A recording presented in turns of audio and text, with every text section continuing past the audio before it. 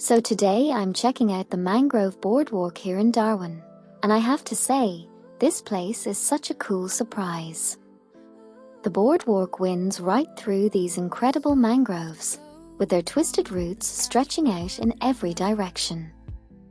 It feels like you're walking through a totally different world, even though the city isn't far away at all. As you walk along, you can hear birds calling, insects buzzing, and the gentle movement of the tide beneath your feet. If you slow down and really look, you'll spot mud crabs, tiny fish, and sometimes even mudskippers darting across the mud.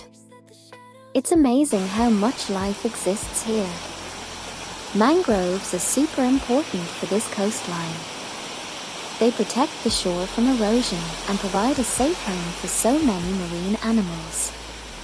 Learning that while actually walking through them makes the experience even more special.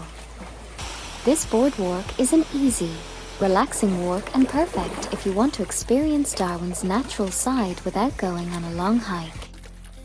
It's peaceful, it's scenic, and it's such a great reminder of how unique the Northern Territory really is.